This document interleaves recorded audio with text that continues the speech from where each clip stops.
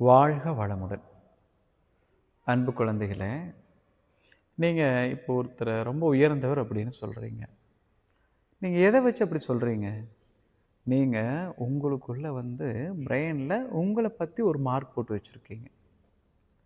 நான் இதான் படிச்சிருக்கேன், எனக்கு இதுதான் தகுதி அப்படிங்கிற மாதிரிலாம் நீங்கள் உங்களுக்குள்ளே ஒரு மார்க் பண்ணி வச்சுட்டீங்க. இப்போது இன்னொருத்தரை பார்க்குறீங்க, நீங்கள் உங்களுக்கு போட்ட மார்க்கோட அவருக்கு உங்கள் பிரெயின் அதிகமாக மார்க் போட்டால் அவர் உயர்ந்தவர் அப்படின்னு சொல்லுவீங்க. அல்லது உங்களை விட அவருக்கு போட்ட மார்க்கை குறைச்சி பார்த்தாக்கா அவரை தாழ்ந்தவர்னு சொல்லுவீங்க. இப்போ நீங்கள் ரொம்ப உயர்ந்தவர் அப்படின்னு சொல்கிற ஒருத்தர்கிட்ட போய் நான் சொன்ன இதே விஷயந்தான், ஐயா உங்கள் மனதில் என்னென்னலாம் தோன்றுகிறதோ அதை அப்படியே 5 நிமிடங்கள் பேச்சாக பேசி பதிவு செஞ்சு எனக்கு கொடுங்க அப்படின்னு கேட்டிங்கன்னா, அவரும் உண்மையாகவே அப்படி ஒரு பேச்சை அவர் பதிவு செஞ்சு கொடுத்தாருன்னா அப்போ தான் புரியும் அவர் யாருன்னு உங்களுக்கு. ஆகையினால வெளி தோற்றத்தை வைத்து நீங்களாக சுயமாக ஒரு மதிப்பு போட்டுட்டு ஒருத்தர் உயர்ந்தவர்னு சொல்கிறதையும் தாழ்வுன்னு சொல்வதையும் பழக்கமாக வச்சுருக்கீங்க. உங்களுடைய வளர்ச்சிக்கும் தடைக்கும் காரணம் இது. முதல்ல நீங்கள் உங்களுக்குள்ளே போட்ட மார்க்கை முதல்ல அறியுங்க. ஏன்னா நீங்கள் ஒரு அற்புதமான ஒரு பிறப்பு. உண்மையிலே நீங்கள் ஒரு பொக்கிஷம் இந்த பிரபஞ்சத்திற்கு கிடைத்த. உங்களை மாதிரி இது வரைக்கும் யாராவது நீங்கள் பார்த்துருக்கீங்களா? எவ்வளோ பெரிய அற்புதம் நீங்கள். அதனால் முதல்ல இந்த மார்க்கை ஃபஸ்ட்டு அடிங்க.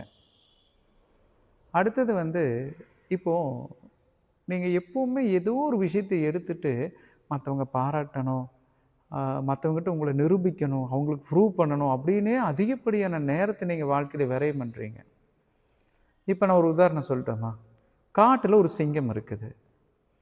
அந்த சிங்கம் அதனுடைய வேலையை அது சரியாக செஞ்சுட்டே இருக்கும். அவ்வளோதான். எல்லா மற்ற விலங்குகளிலிருந்து ஒரு வேறுபாடு அது தெரியுது. நம்ம என்னங்கிறோம், சிங்கத்தை ஒரு காட்டினுடைய ராஜா, அரசர் அப்படின்னு சொல்கிறோம்.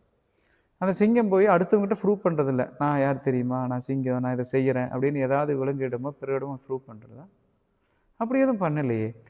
அப்போது யாரையும் கவனிக்கலை, நான் என்னுடைய வேலை செய்கிறேன்னு அதனுடைய வேலை செய்யும் பொழுது தான் அந்த ஒரு அரசராக அந்த அளவு மேன்மை அடைய முடியும். இப்போ நீங்கள் என்ன செய்கிறீங்க அப்படின்னா, பிறரை திருப்திப்படுத்துறதுக்கே அதிக நேரம் போயிடுது. ஆகையினால நீங்களும் ஒரு சிங்கம் அப்படின்னு நினச்சிக்கோங்க. நான் என் வேலையை மிக சரியாக செய்து கொண்டே இருப்பேன்னு நீங்கள் அந்த ஒரே ஃபோக்கஸில் போயிட்டே இருந்தீங்கன்னா, நீங்கள் யாருக்கும் ப்ரூவ் பண்ண வேண்டாம். கொஞ்ச நாளில் எல்லாத்துக்கும் நீங்கள் யாருன்னு தெரிஞ்சு போயிடும். நீங்கள் உலக அளவில் நிச்சயமாக சாதிக்க முடியும். அதனால் முதல்ல இன்றைக்கி நீங்கள் உங்கள் பிரெயின்குள்ளே நான் இதுதான் படிச்சிருக்கேன், நான் இந்த படிப்புக்கு இங்கே போனால் எனக்கு இதுதான் வேலை, இவ்வளோ தான் சம்பளம் வரும், எனக்கு இப்படி தான் அப்படின்னு நீங்களாக உங்களுக்கு ஒரு மார்க் கொடுத்தீங்க பாருங்கள். முதல்ல அதை உடைச்சேரிங்க. முதல்ல அதை தள்ளி வச்சுட்டு நீங்கள் தான் உயர்ந்தவர். உங்கள் வாழ்க்கையில் நீங்கள் தான் ஹீரோ. மற்றவங்க எல்லாரும் சைடு ஆக்டர் தான். அதை நல்லா புரிஞ்சுக்கோங்க, முழுமையாக நம்புங்க. அதனால் இனி மேற்கொண்டு என்னுடன் தொடர்ச்சியாக பயணிச்சுட்டு வாங்க. இன்னும் நிறைய அற்புதங்கள் உங்களுக்காக இருக்குது. உங்கள் வாழ்க்கையில் நான் மாற்றத்தை ஏற்படுத்தியே தீர்வேன். ஒரு உயர்ந்த வாழ்க்கையை நோக்கி நம்ம பயணிச்சுட்ருக்கோம்.